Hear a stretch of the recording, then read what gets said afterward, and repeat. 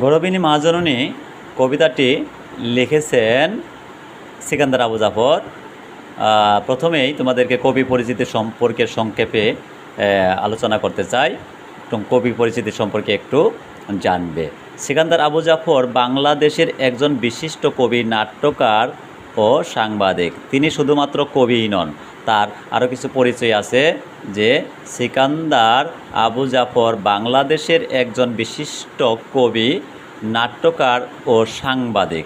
অর্থাৎ তার দেখো আরও কিছু পরীক্ষায় আসতে পারে। সিকান্দার আবু জাফর কী ছিলেন, একাধারে কবি, নাট্যকার, সাংবাদিক, এই সম্পর্কে আসতে পারে প্রশ্নে। জন্মেছেন সাতক্ষীরা জেলায়। জন্মসাল 1919 খ্রিস্টাব্দ, অর্থাৎ তিনি 1919 খ্রিস্টাব্দে জন্মগ্রহণ করেন। পাকিস্তানি শাসন ও শোষণের বিরুদ্ধে তিনি সক্রিয় ভূমিকা পালন করেছেন। তার লেখা গ্রন্থের মধ্যে রয়েছে প্রসন্ন প্রহর, তিমিরান্তিক, বাংলা সার প্রভৃতি তার কাব্যগ্রন্থ। সিরাজউদ্দৌলা তার বিখ্যাত নাটক। পরীক্ষায় আসতে পারে সিকান্দার আবু জাফরের বিখ্যাত নাটক কোনটি? সিরাজউদ্দৌলা হচ্ছে তার বিখ্যাত নাটক। তিনি মৃত্যুবরণ করেন 1975 সালে। সিকান্দার আবু জাফর মৃত্যুবরণ করেন 1975 সালে। বিসমিল্লাহির রহমানির রহিম। প্রিয় শিক্ষার্থীরা, আজ তোমাদের জন্য সপ্তম শ্রেণীর বাংলা প্রথম পত্র থেকে একটি কবিতা আলোচনা করব। কবিতাটির নাম গৌরবিনী মা জননী। কবিতাটি লিখেছেন সিকান্দার আবু জাফর। কবিতাটি নাম দেখেই হয়তো বা বোঝা যাচ্ছে এখানে মা সম্পর্কেই কবিতার ভিতরে আলোচনা হবে। তো এখানে কেমন মায়ের কথা বলা হয়েছে, কোন মা গর্বিণী, যে মা তার সন্তানকে নিয়ে গর্ব করতে পারে, এমন মা সম্পর্কে এই কবিতার মধ্যে আলোচনা করব। কবিতার প্রত্যেকটি লাইন ব্যাখ্যা করার চেষ্টা করব। প্রিয় শিক্ষার্থীরা, আশা করি কবিতা থেকে তোমরা ভালো কিছু অর্জন করতে পারবে। এই জন্য তোমাকে পুরো ক্লাসটি সম্পূর্ণভাবে দেখতে হবে। গর্বিণী মা জননী সিকান্দার আবু জাফর, তিনি এই কবিতাটি লিখেছেন।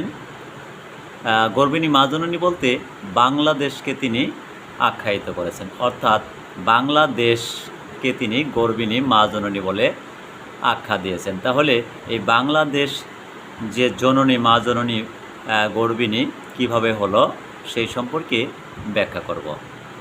ওরে আমার মা জননী জন্মভূমি বাংলারে। এই যে বাংলারে, জন্মভূমি বাংলারে, অর্থাৎ এই বাংলা বলতে বাংলাদেশকে বোঝানো হয়েছে। ওরে আমার মা জননী, অর্থাৎ কবি এই বাংলাদেশকে মা জননী বলে আখ্যায়িত করেছেন, সম্বোধন করেছেন। জন্মভূমি অর্থাৎ এই বাংলাদেশেই জন্ম। তোর মতো আর পুণ্যবতী ভাগ্যবতী বলো মাকে। পুণ্যবতী অর্থাৎ যিনি অনেক পুণ্য করেছেন, অর্থাৎ ভালো কিছুর অধিকারে তিনি, এমন মানুষকে তিনি পুণ্যবতী, এমন মাকে পুণ্যবতী বলা হয়। তাহলে এই মা কীভাবে পুণ্যবতী? তোর মতো আর পুণ্যবতী ভাগ্যবতী বলো মাকে, অর্থাৎ ভাগ্যবতী। এই যে ভাগ্যবতী অর্থাৎ ভাগ্য জিনিসটা কিন্তু খুবই গুরুত্বপূর্ণ একটা দিক, অর্থাৎ ভাগ্য কিন্তু সবার ভালো থাকে না। এখানে বাংলাদেশ কিভাবে ভাগ্যবতী হলো সেই সম্পর্কে আমরা পরের লাইনগুলোতে বুঝতে পারব। কার চোখে মা নদীর কাজল, সবুজ তৃণের আঁচল বুকে। আবার তিনি কবিতার লাইনে বলেছেন, কার চোখে মা নদীর কাজল, সবুজ তৃণের আঁচল বুকে। অর্থাৎ এমন মা আর কোথায় আছে যার চোখের মধ্যে নদীর কাজল, যার বুকের মধ্যে তৃণ অর্থাৎ সবুজ তৃণ বলতে সবুজ যে লতা পাতা বৃক্ষ সেই সম্পর্কে কবি আখ্যায়িত করেছেন। অর্থাৎ চিরসবুজের যে বাংলাদেশ সেই সম্পর্কে এখানে তিনি বলেছেন, সবুজ তৃণের আঁচল বুকে, কার পায়ে মা ধুলোর নূপুর, সন্ধ্যা দুপুর বেজেই চলে। অর্থাৎ এই দেশের মধ্যে যেমন সবুজ তৃণ আছে, আবার দেখা যায় যে এই দেশের রাস্তাঘাট বিভিন্ন স্থানে দেখা যায় ধুলো, এই জন্য বলা হয়েছে কার পায়ে মা ধুলোর নূপুর। যেই এই দেশের রাস্তাঘাটে চলতে গেলে পায়ের মধ্যে ধুলো যেন নূপুর পরিয়ে দেয়। সন্ধ্যা দুপুর বেজেই চলে, এই যে ধুলোর নূপুরটা এটা যেন সন্ধ্যা দুপুর বেজেই চলে। রোজ ভোরে কে শিশির খোপায়, বকুল জ্যোথির গন্ধ মাখে। এই বকুল জ্যোথি হচ্ছে এক ধরনের ফুল, যেই ফুলের ঘ্রাণটা অনেকে পছন্দ করে। যে সন্ধ্যা দুপুর বেজেই চলে, যেমন নূপুর, ধুলার নূপুর, তেমনিভাবে রোজ ভোরেকে শিশির খোপায়। অর্থাৎ এদেশে এই বাংলার বুকে ভোরের শিশির খোপায় বকুল জ্যোতির গন্ধ মাখে। অর্থাৎ এই বকুল জ্যোতি ফুলের গন্ধটা পাওয়া যায়। অর্থাৎ এই দেশের মধ্যে বকুল জ্যোতির গন্ধটা পাওয়া যায়, যেটা বাংলা দেশকে বলা হয়েছে বাংলা মাকে, অর্থাৎ জননীকে, এই দেশমাতৃকার কে তিনি বকুল জ্যোতির গন্ধ মাখার কথা বলেছেন। কার দুপুরে তন্দ্রা ভেজে, ক্লান্ত ঘুঘুর বিলাপ জ্বলে।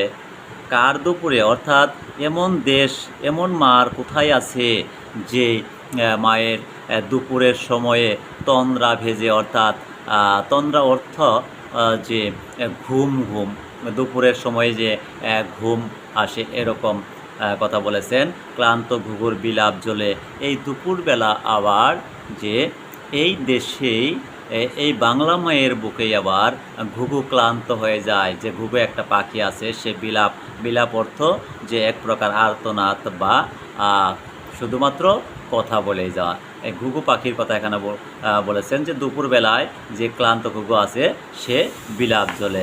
এমন দেশ আর কোথায় আছে, অর্থাৎ তিনি কবি বলতে চেয়েছেন এমন দেশ আর কোথাও নেই, এই বাংলা মায়ের মধ্যেই শুধুমাত্র এই কাজগুলো ঘটে থাকে। এমন সুন্দর বাংলা মায়ের কথাই তিনি কামার কুমোর জেলে চাষি, বাউল মাঝি ঘর উদাসী। অর্থাৎ এই বাংলার বুকেই রয়েছে বিভিন্ন ধরনের খেটে খাওয়া মানুষ, তাদের কথা এখানে বলেছেন। এই বাংলা মায়ের যে বসবাসকারী, এর মধ্যে কামার কুমোর জেলে চাষি, বাউল মাঝি ঘর উদাসী। অর্থাৎ সকল লোকই এই বাংলা মায়ের মধ্যে বসবাস করে। ঘর উদাসী, যাদের ঘর নেই, যারা বাড়ি ঘর নেই, বাউল যেমন শিল্পী আছে, মাঝি আছে যারা নৌকা চালায়, কামার কুমোর জেলে চাষি, অর্থাৎ সকল শ্রেণীর মানুষই এই বাংলা মায়ের বুকেই বসবাস করে। কার ছেলেরা নিত্য হাজার, মরণ মারের দণ্ডগুণে। এই যে লাইনটা খুবই ইম্পর্টেন্ট, খেয়াল করো। মরণ মারের দণ্ডগুণে, মরণ মারের দণ্ডগুণে অর্থ হচ্ছে মরণের আঘাত থেকে প্রাপ্ত শাস্তি। অর্থাৎ মরণের আঘাত থেকে প্রাপ্ত শাস্তি, যেটাকে বলে মরণ মারের দণ্ডগুণে। কার ছেলেরা নিত্য হাজার, মরণ মারের দণ্ডগুণে।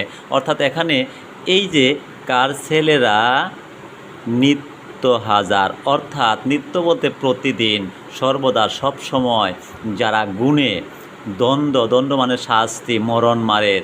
অর্থাৎ এখানে এই জিনিসটা দ্বারা তিনি বোঝাতে চেয়েছেন যে আমাদের এই দেশটা একসময় বিভিন্নভাবে এই দেশের মানুষ, বাঙালিরা বিভিন্নভাবে তারা নির্যাতিত হয়েছিলেন। সেই নির্যাতিতের কথাটুকু এখানে তুলে ধরেছেন, যারা নিত্য সবসময় যে শাসক গোষ্ঠীর কাছে সবসময় মায়ের খেত, আর তাদের শাস্তি সবসময় অবধারিত ছিল, এরকম ছেলেদের কথা বলা হয়েছে। অর্থাৎ বাংলা মায়ের হাজার ছেলে আছে যারা নিত্য হাজার, অর্থাৎ সবসময় হাজার হাজার মরণের শাস্তি তারা গুণে। আর এর মাধ্যমে আবার এটাও প্রকাশিত হয়েছে, এই দেশের সন্তানেরা তারা সাহসী, তারা অন্যায়ের প্রতিবাদ করতে জানে, অন্যায়ের বিরুদ্ধে লড়তে জানে। এই দিকটিও আবার এখানে প্রকাশিত হয়েছে। ছেলের বুকের খুন ছোপানো, এই যে এখানে খুন ছোপানো, খুন শব্দের অর্থ আমরা জানি খুন শব্দের অর্থ হত্যা, কিন্তু এখানে কবিতার মধ্যে খুন শব্দের অর্থ হচ্ছে রক্ত বোঝানো হয়েছে। সুপানো অর্থ হচ্ছে রাঙানো। ছেলের বুকের খুন সুপানো অর্থাৎ ছেলের বুকের রক্তে রাঙানো কোন জননীর আঁচল কোণে। কোন জননীর আঁচল, যে ছেলের কোন মায়ের এমন আঁচল আছে যে আঁচলটা ছেলের রক্তে রাঙিয়েছে, অর্থাৎ রক্তে লাল হয়েছে। শুধুমাত্র এই বাংলা মায়েরই এরকম ইতিহাস রয়েছে, যে বাংলা মায়ের হাজারো ছেলে প্রতিবাদ করতে গিয়ে অন্যায়ের বিরুদ্ধে তাদের বুকের রক্ত ঢেলে দিয়েছে। সেই জন্যই তিনি কবি এই কথা বলেছেন যে বাংলা মায়ের অনেক ছেলে তারা মায়ের আঁচল কোণে রক্তে নিজের বুকে রক্ত দিয়ে মায়ের আঁচলটাকে রাঙিয়েছে। কোন জননীর আঁচল কোণে দুর্ভাগিনী কার মেয়েরা কান্না ফুলের নকশা বনে। অর্থাৎ কোন জননীর, কোন মায়ের আঁচল কোণে আছে যারা দুর্ভাগিনী কার মেয়েরা, কোন মা আছে যাদের মেয়েরা দুর্ভাগিনী কান্না ফুলের নকশা বনে। অর্থাৎ এখানে কান্না ফুলের নকশা বনে বলতে বোঝানো হয়েছে যে স্বজন হারানোর যে একটা বেদনা, অর্থাৎ আত্মীয় বন্ধন অর্থাৎ প্রিয়জন হারানোর যে বেদনা। অর্থাৎ এই বাংলার হাজারো মেয়েরা আছে যারা তাদের স্বামী, তাদের ভাই অথবা বাবাকে হারিয়ে তারা সবসময় কান্নাটাকে তারা ফুল করে নিয়েছে, তারা সেটাকে নকশা বনে সর্বদা। সেই মাকে যার হাজার হাজার মা নাম ডাকা পাগল ছেলে। এই যে পাগল ছেলে বলতে বোঝানো হয়েছে বাংলার মুক্তিকামী যে বিদ্রোহী তরুণ যুবকরা আছে এরকম ছেলেদেরকে বলা হয়েছে পাগল ছেলে। মায়ের নামে ঝাঁপিয়ে পড়ে ভয়ঙ্করের দুর্বিপাকে। এই যে ভয়ঙ্করের দুর্বিপাকে এই বাংলা মায়ের ছেলেরা, অর্থাৎ ভীতিকর দুর্যোগ যে দুর্ঘটনা সব কিছুতেই তারা ভয়াবহ রক্তক্ষয়ী যুদ্ধকে বোঝানো হয়েছে। এটা দ্বারা তারা সবসময় অন্যায়ের বিরুদ্ধাচরণ করে, অন্যায়ের বিরুদ্ধে প্রতিবাদ করে এই বাংলা মায়ের সন্তান। এটাকেই এই লাইনটা দ্বারা কবি বোঝাতে চেয়েছেন। কার ছেলে মা উপড়ে ফেলে বুলেট ফাঁসির শাসন কারা। এই যে কারা শব্দের অর্থ কারাগার। আমরা জানি যে বুলেট ফাঁসির, যারা বুলেটের কাছেও সব সময় তারা উপড়ে ফেলে, এই বুলেট ফাঁসিকে যারা ভয় পায় না, একমাত্র বাংলার ছেলেরা, বাংলার সন্তানরা যারা পাগল বিদ্রোহী ছেলেরা, তারা মরণ, বিষের বাণ, বুলেট, ফাঁসি তারাকে কখনোই তোয়াক্কা করে না। তারা সব কিছুকে উপড়ে ফেলতে চায়, উপড়ে ফেলে দেশটাকে মুক্ত করার জন্য, সবসময় বাংলা মাকে ভালো রাখার জন্য সবসময় তারা চেষ্টা করে যায়। দুঃখের ধূপে সুখ পুড়িয়ে কার ছেলে মুখ উজ্জ্বল রাখে। উজ্জ্বল শব্দের অর্থ হচ্ছে উজ্জ্বল। উজ্জ্বল শব্দের অর্থ উজ্জ্বল। মায়ের মুখটা উজ্জ্বল রাখে কার ছেলেরা? দুঃখের ধূপে।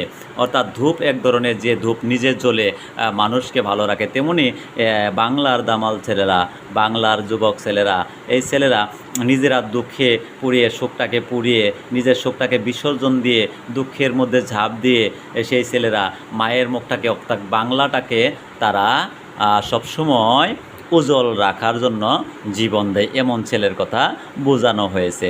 তুই তো সে মা, অর্থাৎ এমন মা তো তুই, আর কেউ না। কোন মা? এই তুই তো সে মা বলতে এখানে বাংলা মাকে বোঝানো হয়েছে। তুই তো সেই মা, অর্থাৎ তুই তো বাংলা মা। ও মা তুই তো রে সেই গৌরবিনী, অর্থাৎ তুই তো গৌরবিনী। এই যে কবিতার নাম যে গৌরবিনী মা জননী, অর্থাৎ তুই তো সেই গৌরবিনী মা জননী। তোর ছেলেরা সবসময় শোকটাকে পুড়িয়ে দুঃখের ধূপে জ্বলে তোকে উজ্জ্বল রাখতে চায়, তোকে শান্তির একটা স্থান করে রাখতে চায়।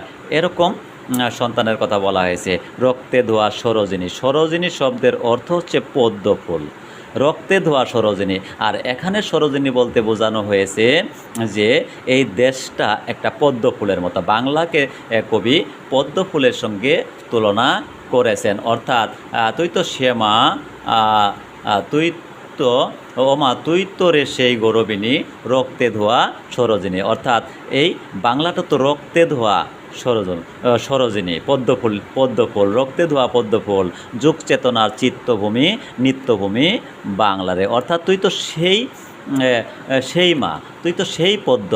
তোর পদ্মটাকে যার ছেলেরা রক্তে ধুয়ে সব সময় তোকে ভালো রাখতে, উজ্জ্বল রাখতে, সব সময় তোকে নিরাপদ রাখতে তোর ছেলেরা সব কিছুকে তোয়াক্কা করে না। অর্থাৎ এর দ্বারা বোঝাতে চেয়েছেন কবি যে এই বাংলাদেশটা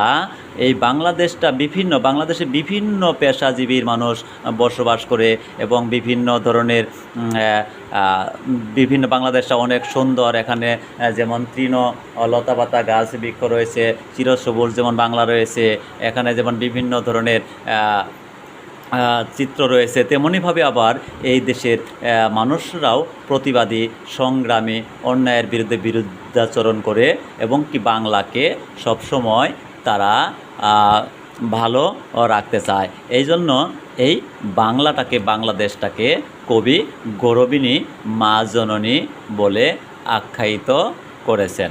ধন্যবাদ সকল প্রিয় শিক্ষার্থীদেরকে। আশা করি তোমাদের সকলের ভালো লাগবে।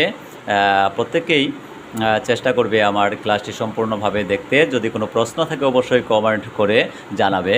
অবশ্যই লাইক, কমেন্ট এবং শেয়ার করতে কেউ ভুলবে না আরও সুন্দর সুন্দর ক্লাস পেতে। ধন্যবাদ সবাইকে।